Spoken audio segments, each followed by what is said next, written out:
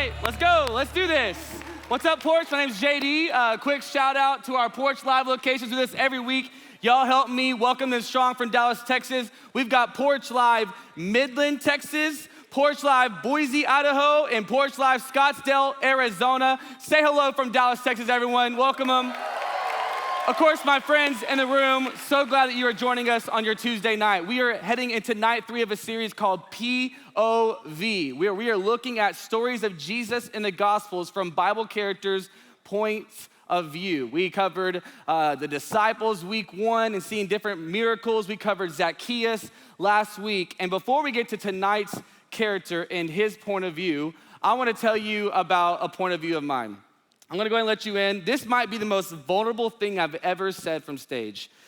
This is a guilty pleasure, and I wanna go ahead and just give a few disclaimers. One, I know that a lot of you men specifically are gonna wanna take my man card after what I'm about to say. I understand that this might resonate with more of the female audience, which I'm okay with. Someone has to go first. And I know that there are more men out there who are silent, and this is your opportunity to be able to say me too. I also want to go ahead and say that since my college days, I have gotten a little more sanctified and like Christ, and so please save your DMs, your emails. I know this is not a Christian television show, but a guilty pleasure of mine is I kind of like anything with the plot line involving vampires and werewolves. And so, I know, and like Twilight, I was in it, I went. But even worse, there's a show on Netflix, and I hate that it has this word in it, but Vampire Diaries. It's just, the high pitch of that scream is what I'm talking about. It's a problem. But Team Damon Salvatore all the way. Anyways, so I'll get to why that's relevant, because right now it's not really relevant. But flashback to college, I get asked to go spend my spring break in LA, and we are there in SoCal visiting a friend who went to USC. And while we're there, he's like, hey, I wanna hang out with a few of my friends, have y'all meet and connect. I'm like, that would be awesome.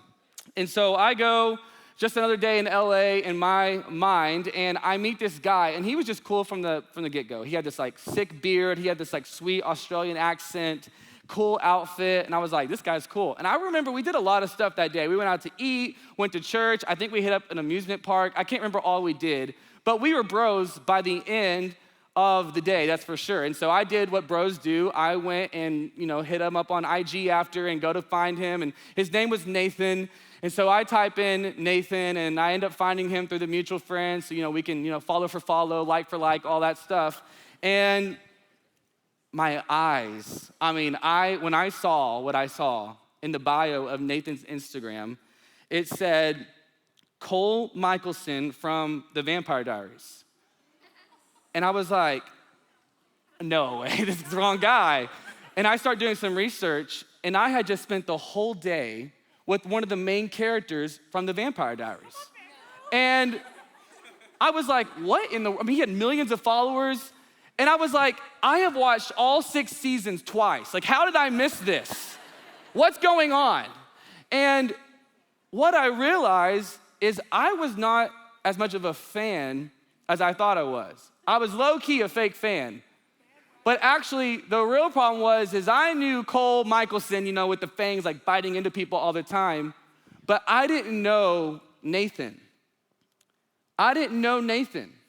But this whole time, someone I claimed to be a fan of, I didn't even know that he was standing right in front of me. And I start there because tonight we're talking about why you can't see Jesus clearly in your life. And I think a lot of times, because we are simply mere fans of Jesus, or we just see him from a narrative point of view, or we just see him as another Bible character or a good thing and not the thing, so many times in life, he is right in front of us and we miss it. So many people get to the end of their life when everything comes to a head. They've chased all that the world says has to offer, and they missed it. Because Jesus was right there every Tuesday night, making himself available, and they didn't even know it. Why? Because they were a fan of Jesus, but they didn't know the real Jesus. And so tonight, I want to make sure that we know who Jesus really is, because this may be how you view Jesus. It is the most important thing about you. Where you go when you fail and make mistakes has a lot to do with your view of Jesus. Your idea of success has a lot to do with your view of Jesus. A.W. Tozer, in his book, Knowledge of the Holy, if you have not read it, it's a little heady. I'm not a big intellectual guy, but I loved this book. I highly recommend, write it down, get it. Knowledge of the Holy. The first thing he says is what a man or woman thinks of when he hears the word God may be the most important thing about him. And it's true. And I don't want us to spend every Tuesday night and every day with Jesus offering himself fully available right in front of us, and we get to the end of our life and we miss it. And so we're gonna look at a point of view tonight from a blind man named Bartimaeus. And you might be thinking like me, so wait, we're gonna talk about a point of view from a blind man. That makes zero sense. Like, what did he see? Nothing. He had no view. And that's true, but it's also not, because what we're gonna see in this story is this blind man saw Jesus more clearly than any other person around. And we're gonna look at his example of what it means to see Jesus clearly. So if you have your Bible, open up with me Mark chapter 10, verse 46. Mark chapter 10, verse 46. If you don't have your Bible, you can read on the screens with me. And they came to Jericho, and as he was leaving Jericho with his disciples and a great crowd, Bartimaeus, a blind beggar, the son of Timaeus, was sitting by the roadside. And when he heard that it was Jesus of Nazareth, he began to cry out and say, Jesus, son of David, have mercy on me. And many rebuked him, telling him to be silent. But he cried out all the more, Son of David, have mercy on me. And Jesus stopped and said, call him. And they called the blind man, saying to him, take heart, get up, he is calling you. And throwing off his cloak, he sprang up and came to Jesus. And Jesus said to him, what do you want me to do for you? And the blind man said to him, Rabbi, let me recover my sight. And Jesus said to him, go your way, your faith has made you well. And immediately he recovered his sight and followed him on the way. We're gonna look at this story, the blind beggar Bartimaeus, and we're gonna learn things that keep us from seeing Jesus clearly. Things that keep us from seeing Jesus clearly. And just right off the bat, the first thing I wanna point out is something that prohibits you from seeing Jesus clearly is that you see Jesus simply as a man rather than Lord. You see Jesus simply as a man rather than Lord. Here's how we see that. I want you to look at the differences in the two responses. This story is actually recorded out of the four Gospels, which is just four different vantage points or point of views, you could say, of Jesus' life on earth. I want you to look how Luke articulates this moment in chapter 18, verse 35. So this is just a different angle on this exact story. He says, as he drew near to Jericho, a blind man was sitting by the roadside begging, and hearing a crowd going by, he inquired what he meant, and they told him, Jesus of Nazareth is passing by. And he cried out, Jesus, son of David, have mercy on me. So Bartimaeus is on the side of the road. He can't see anything, but he hears like what sounds like just a stampede of elephants going by. Everyone's cheering, and he's like, yo, what's going on? And they're like, hey, it's Jesus of Nazareth. But then he doesn't say Jesus of Nazareth. He says, Jesus, son of David. And right there, we should see a contrast in two different descriptions of Jesus. One, the crowd saw him as another man, but Bartimaeus saw him as the son of David. We'll get to Bartimaeus in a second. I want to focus in on what it means by the crowd calling him Jesus of Nazareth. Today, if I were to introduce myself, I'd say, hey, I'm JD, and the first thing we do as humans in meeting someone, we want to kind of get to know, who is this person? What can I find out about them? And we start to put things attached to them, and we do that by asking two questions right off the bat. Number one, what do you do? And number two, y'all know it? Where are you from? This is the equivalent of that in this culture in the Bible. People would say name and then where they're from. That way it gives an association culturally and socially and all these different things. It attaches something to their name. And so when they say Jesus, from Nazareth, they are not saying something good or something worthy to be praised. They're actually doing the opposite. How do I know that? When Jesus first enters into his ministry in John chapter 1, one of the first things he starts to do is call his disciples. They were young adults like you and I. And he's calling these guys, and you have to know, at this time, Jews, they were underneath Roman captivity, and they are awaiting the day of the promised Messiah, the King of the Jews, who's gonna come and conquer Rome, and then the Jews are gonna rise to the top because of their King, the Messiah. That's what they're waiting on. They think he's gonna be of a political, just high value. They think he's gonna look like a king and all the things that come with the king and all the royalty. That's what he's gonna look like, and he's gonna come from that kind of descent. So they said, okay, we're looking for Jesus, but then whenever he calls Philip, he tells Philip to come and follow him and go and get Nathanael. And I want you to look at this interaction in John chapter 1. So Philip meets Jesus, then Jesus sends to go get Nathanael, and Philip says this. Philip found Nathanael and said to him, we have found him of whom Moses in the law and also the prophets wrote, Jesus of Nazareth, the son of Joseph.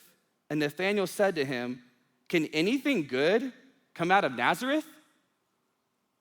That should show you what people thought when you heard Jesus of Nazareth. This guy's a nobody. I think about me. It takes me a long time when people ask where I'm from, because of where I'm from, to say where I'm actually from. If people are not from Texas, I'll say, oh, I'm from Texas. And they always wanna know. I'm like, people are so nosy these days. They're like, what part of Texas? And I'm like, Dallas. And I'm 2 hours east of Dallas. And they're like, okay, well, what part of Dallas? And I'm like, okay, well, I don't wanna lie. So I'm actually in East Texas, small town. Like, oh, which one? I know, I have some relatives in East Texas. I'm like, here we go. So I say, Longview, Texas. And okay, Longview represent.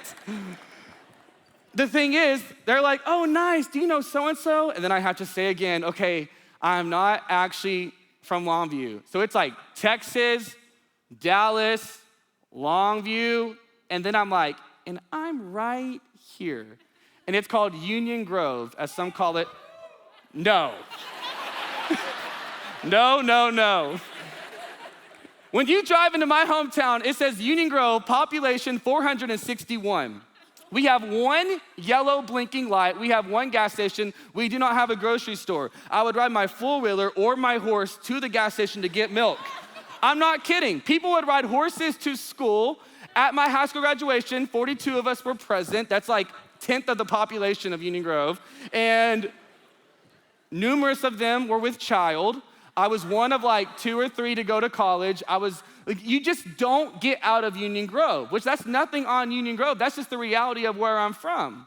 And so today when people see me covered in tattoos and in Dallas and all these different things, they're like, where are you from? And I'm like, it doesn't matter.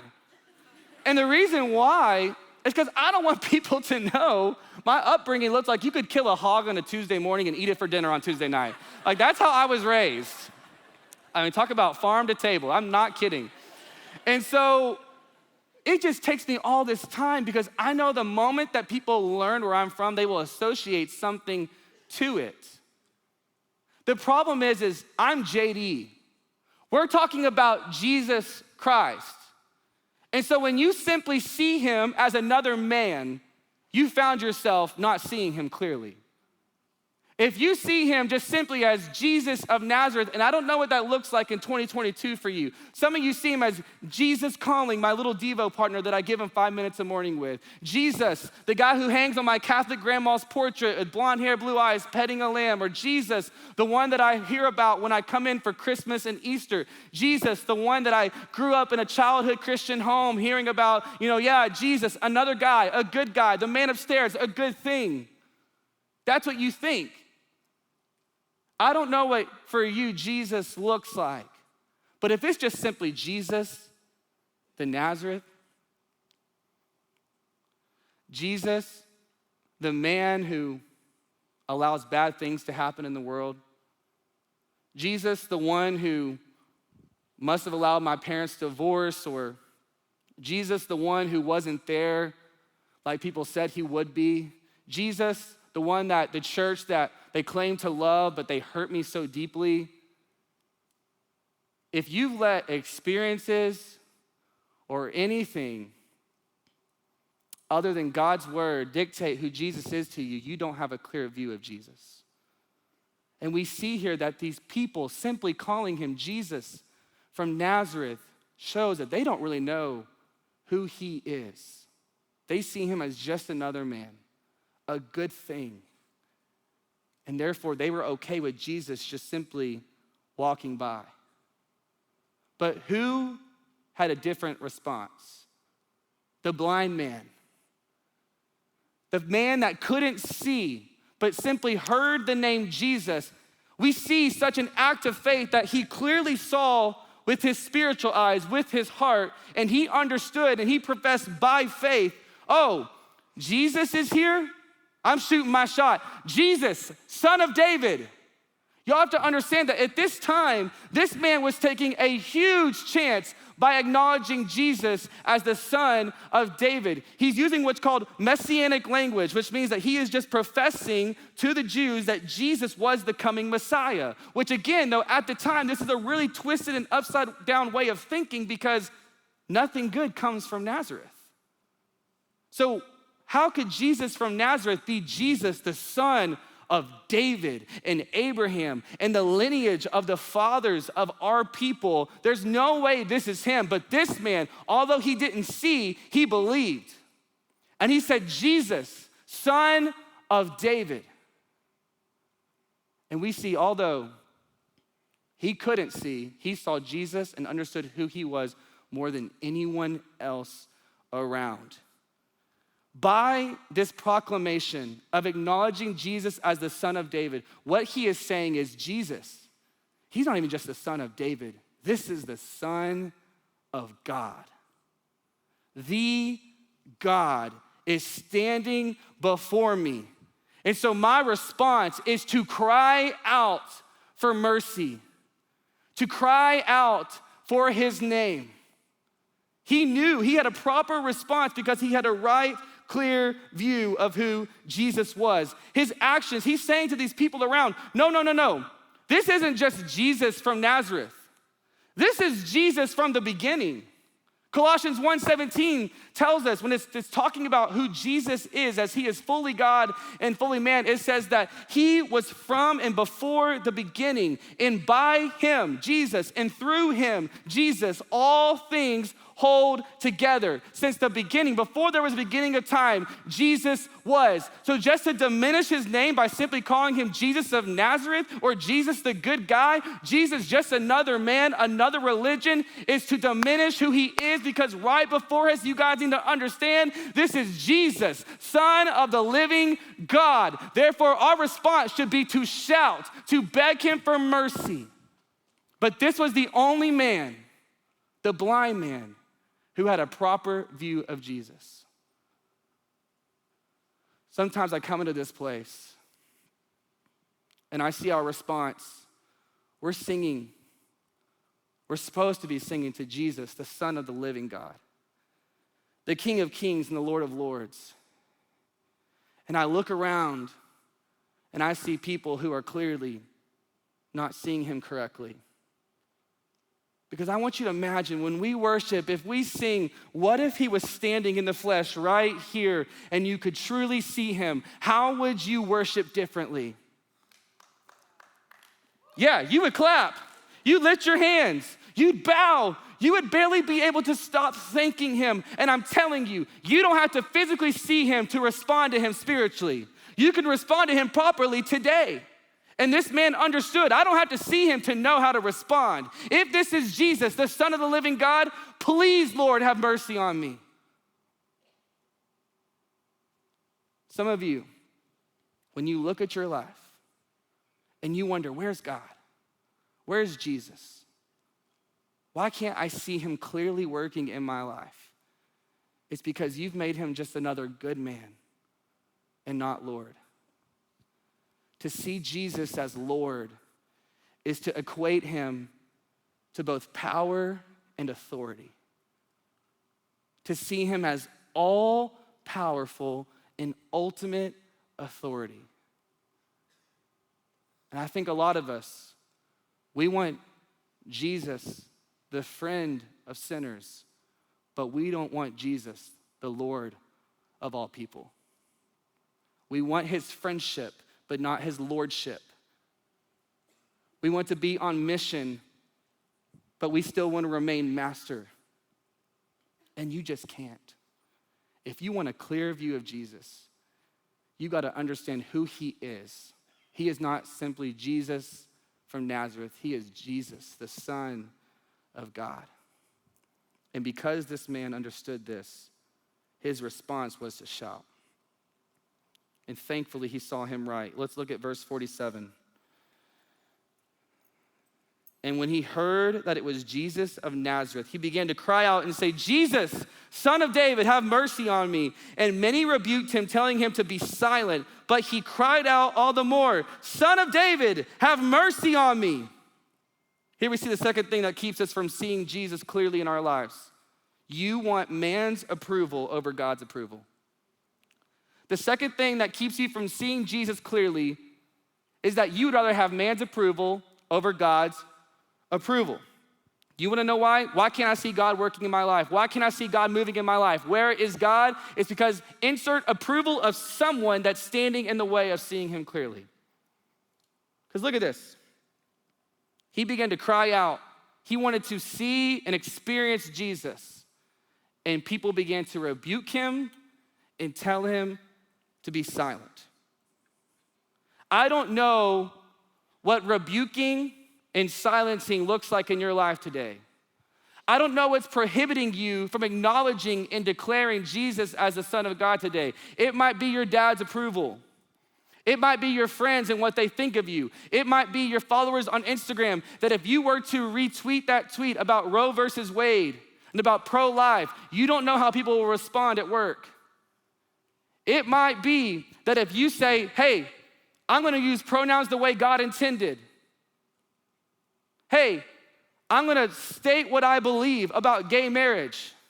Hey, I'm going to be what God calls me to be, no matter the cost.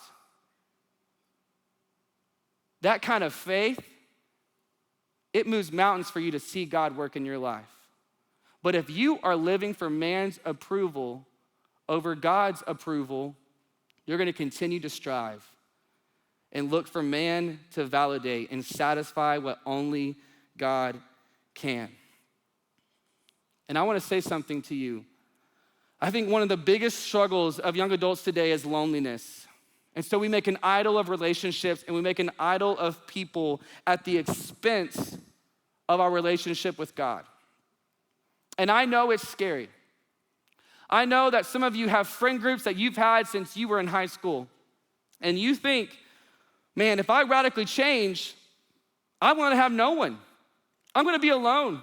I'm not gonna have any friends at work. I'm gonna be the weird guy. They're gonna talk about me, gossip about me. They're gonna say things like this. Oh, I bet you're not gonna drink tonight, because you're all Christian now. Oh, look who's too good. Or whenever they take a drink or they cuss or do something, they say, are you judging me? And suddenly, these people who once claimed to be your closest friends are now against you because you are closer to God. And so I wanna say something very loud and clear that I had to learn the hard way. If your friends want you, but not your God, if they want you, but not your God, then one, they are not true friends. And two, your friends are probably your God. If you're okay with allowing them to say, hey, we want you, but not your God, and you keep them as friends, that tells me that your friends have sat in the throne of God. And you say, hey, they are more important. They can validate me. They can bring me significance in ways that God can't.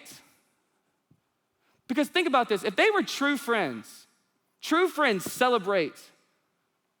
When your life gets better and is marked by peace and joy and love and all the things that come from a relationship with God, if they were true friends, they should celebrate all of you. But if they start to say, hey, you're judgy now, you're different, you're a radical, Jesus freak, all these different things, what happened to you? You're boring. Those are fake friends. Those aren't real friends. And if you allow that to continue and you change and you shrink your God to grow your followers or friend groups, that is why you cannot see God clearly in your life, because he's not God of your life. People are. Galatians 1:10 says, "For am I now seeking the approval of man or of God? Or am I trying to please man? If I were still trying to please man, I would not be a servant of Christ." Life is not about bowing down to the opinion and approval of others. And guys, I am the chief of this.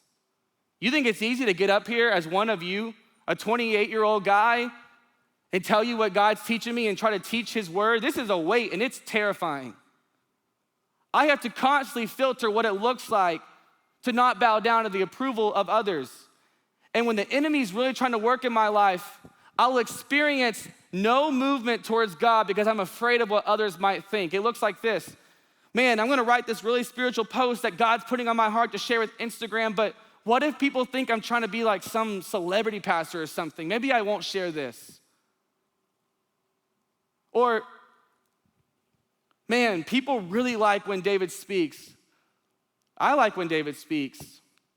David's the director of this thing. I kind of like the understudy. And what if when the lights come up, those people that brought their friends, like I'm that guy that they're like elbowing, they're like, I'm so sorry, dude, the Vampire Diary guy, he ain't it, but come next week. They don't give him 2 weeks in a row, trust me. Like, let's just make it through. We can leave after And I think these thoughts. Or I even have God giving me God-sized dreams and all these things. What will so-and-so think? What will so-and-so think? And guys, I'm just telling you, it's a load of crap. Because I am missing out on God's best for what? Some man's opinion? So many of us, we are sitting back and we're sitting on our hands and we aren't seeing God work in our lives because we are giving people too loud a voice. And you have to realize, if you're surrounded by nothing but miserable people want to see you miserable so they can feel less miserable about themselves. Drake said it best, people want to see you do better till you're doing better than them. And it's true. And you have to wake up and realize, am I letting man's opinions trump obedience to God? Am I letting opinions trump obedience? Imagine if this man had let man's opinions trump his obedience. They said, hey, son of David, hey, shut up. Sit down, be quiet. He doesn't care about you, you blind beggar. Sit down. Imagine all that he would have missed out on. Literally, a miraculous work in his life took place because he went against man's opinions and he responded properly because he had a clear view of who Jesus was. He understood by faith, I'm going despite what anyone says, and he shouted all the louder. And some of you, your life looks like when people have tried to silence you, you've let them. When they've told you, why'd you post that? You took it down. God's calling you into ministry and you're worried what other people will think. That doesn't make sense. Why'd you go to college for this if you're just gonna go do ministry? Do you know what they pay in ministry? You're crazy. Or God's calling you to get out of that relationship, but then you wonder, am I gonna be alone? And you're letting the opinion of other people trump obedience to God. And you wonder why you can't see him. This man did not listen. Instead, he cried out all the more, and it changed everything. We can't let other people sit on the throne of God. I was thinking about back in my clubbing days. You know, there's a science behind why it's so dark in the club, right? Y'all are like, yeah, because I ain't hitting it, in the lights. And it's true. I mean, actually, I low-key would, but people are like, I wouldn't be acting the way I would if the lights weren't down. We gotta get the lights down in this place. And so we act a fool. People are taking shots. People are taking drinks. People are bumping and grinding and twerking and all these different things. And then the lights always inevitably come on. And we're like cockroaches. Scram! We get out of there. Why? Because suddenly that 10's looking like a 5. Suddenly, I was a 10, I'm looking like a 5. We got bags under our eyes, sweaty everywhere, girls' hair sticking down. And we're like, oh, Lord, get me to the car. I want you to understand something. Nothing changed about you. The only thing changed is you were seen. The lights came on. And some of you tonight need to switch on the light in your mind and wake up and realize, I'm surrounded by miserable people doing the same thing every single week, in, week out, all desperate, looking for affirmation. The job wasn't enough, so they're getting drunk, they're getting confident because they're drunk, and then they're looking for someone who accepted enough to hook up with them. They regret it the next morning, maybe go to church if I'm not too tired, rinse and repeat, and it's a miserable life. And you need to turn the lights on. And you need to put God back on the throne and choose obedience, not opinion. That's how you'll see him clearly. The last thing we see here, verse 49, the most powerful part of this whole thing. And Jesus stopped and said, call him. And they called the blind man, saying to him, take heart, get up, he is calling you. And throwing off his cloak, he sprang up and came to Jesus. And Jesus said to him, what do you want me to do for you? And the blind man said to him, Rabbi, let me recover my sight. And Jesus said to him, go your way, your faith has made you well. And immediately he recovered his sight and followed him on the way.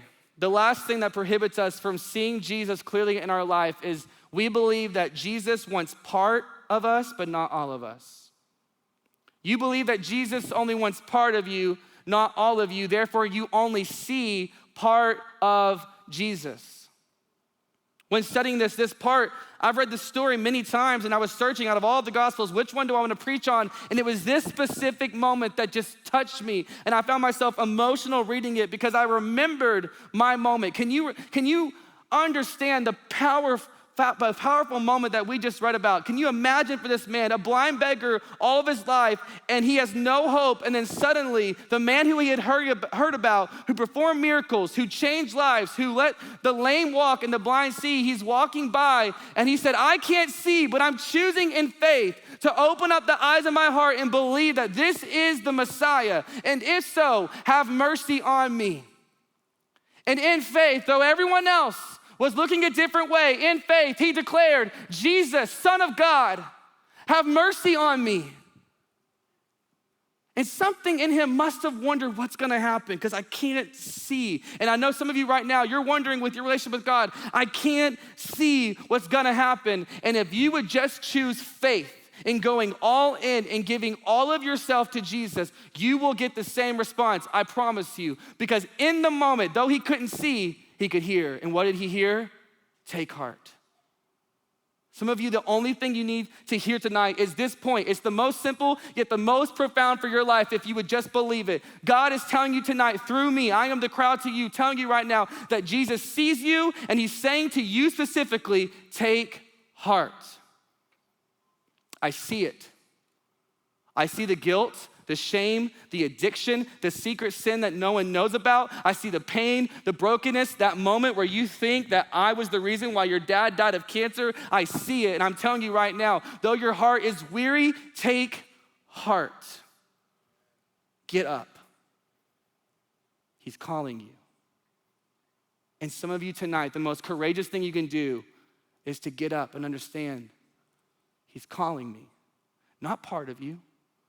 He's not saying, hey, I want this part of you, but let's keep the abortion tucked away. That's too much.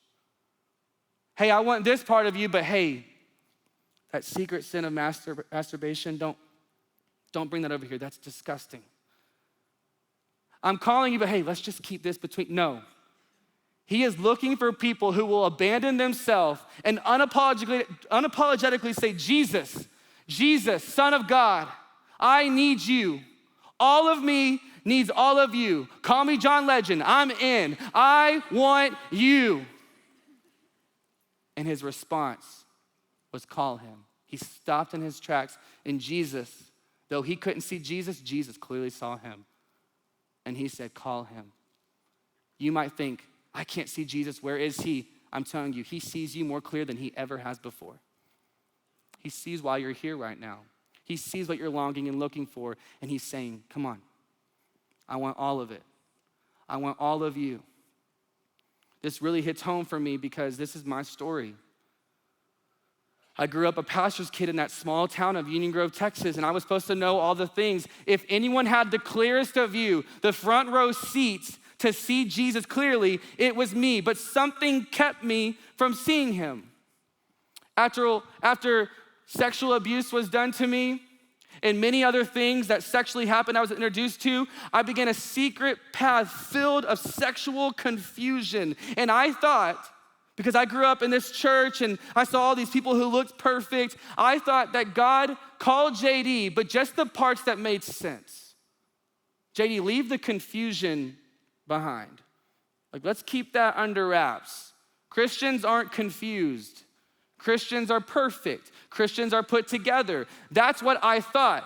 God just wanted part of me, therefore I just gave part of me to God and only received part of him, resulting in me never clearly seeing him. And that's some of you tonight. And I'm telling you, the enemy shamed me and lied to me for a long time. And it wasn't until I got to the end of myself and I saw people stand up for the first time and declare their sin and boast in their weakness and say, hey, I was a slave to sexual sin. I was a slave to pornography. I was a slave to alcohol and hookups and all these different things. But Jesus, I remember that Jesus stepped out of heaven, lived a perfect life, and while I was a sinner, died for me, buried my sin in the grave, and rose again and claimed victory. So now I can have victory, and I can stand here and simply give him all of me because he's given all of himself to me.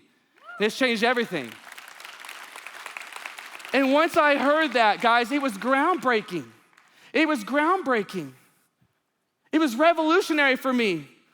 That you mean that God wants all of me. Okay, so I came and like this man, Jesus said, what do you want? What do you want for me to heal? I'll heal it. What do you want to bring to me? If you surrender it, I've got you. And I wanted something that I think every single one of us wants deep down. I said, God, I just want to be fully known and fully loved because I'm exhausted. I can't keep up this perfect preacher's kid act anymore. I'm exhausted. I want to be known and loved. And it starts with you, God. Do you truly fully want all of me? And he said, yes. And tonight, some of you need to believe. Like this man, he left his cloak.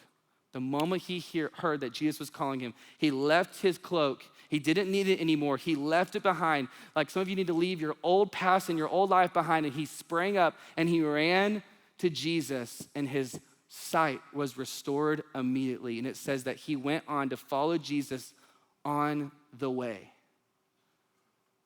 A lot of people believe that the reason why they put that his name was Bartimaeus is because they believe that he actually became a disciple of Jesus, that he got to walk intimately with him and continue to see him work in the lives of others. They believe that he was one of the early church planners when the church took off in the book of Acts. And it's because he went all in with Jesus. Therefore, he saw him more clear than ever before. He didn't need his physical sight to be restored because he saw everything he needed to see spiritually. And you can too. I started off this message with talking about how I think often, man, if I had known that I was with Cole Michelson from Vampire Diaries, was I an idiot that day? Like, what did I talk about? I'm retracing everything I said. I'm rethinking everything I asked. I'm just making sure, like, okay, did I look a fool? And if only I knew, I would have spent time with him differently. I would have asked more pointed questions. I would have learned more and really soaked up the time. But I missed it because I didn't see Nathan. I didn't truly understand who he was. And the reason why, and I want to leave you with this, the reason why it's so important that you clearly see Jesus is because the Bible tells us that one day, though right now we are still not able to physically see him, we have the opportunity now to spiritually see him, but though we cannot physically see him, one day we are going to see him face to face. We are going to see him face to face. And here's my prayer for the young adults of today. Here's my prayer for myself. Here's why I don't want us to miss it. My fear is that one day, give it through death or through the return of Jesus, my fear is that we are gonna stand before him. We are gonna behold all that he is. And for the first time, we are gonna most clearly see him, and we're gonna ask the question, why didn't I see it sooner? How did I miss it on earth? He was right there. Every Tuesday I heard of his goodness. Every Sunday, churches were gathering. If only I knew that this was who he was, if only I had chosen to spiritually see him in my time on earth, everything would have been different. I would have spent my time differently. I would have had different kinds of relationships. I would have trusted his design for my sexual life. I would have done all these things different if only I had seen him, because this is the best thing I've ever seen. The Bible tells us that one day, whether you want to or not, whether you believe in him or you don't, one day every knee will bow and every tongue will confess that Jesus is Lord. And my prayer is that y'all choose today to not just see him as another man, but today to clearly see him as Lord. And it will cause you to kneel today. My prayer is that you won't let opinions of man keep you from obedience to God today. My prayer is that you don't spend your life sheepishly approaching Jesus, but you say, hey, here's all of me, and you receive all of him today.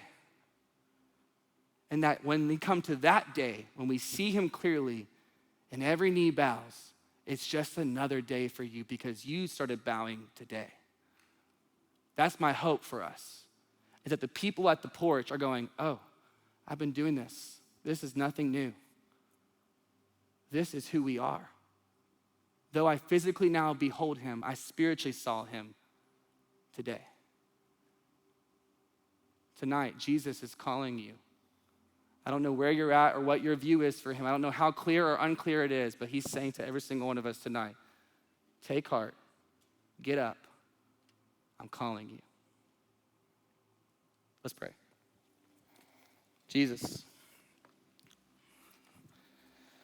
I thank you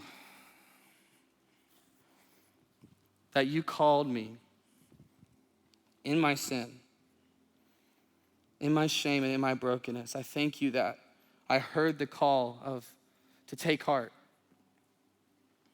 and to see you as Lord. And I pray that if there's someone here tonight who can't see you at work, that they would hear you right now, call them by name, and they would get up, leave the cloak of their old life behind, leave their spiritual blindness behind, and that you would restore tonight their sight spiritually. I don't know what's distorted their view, but tonight, would we experience restoration? Anything that's distorted, would you restore it according to the power of your name and the work of your Spirit? May we respond to you properly because we see you clearly. In your name that I pray, amen. Let's respond.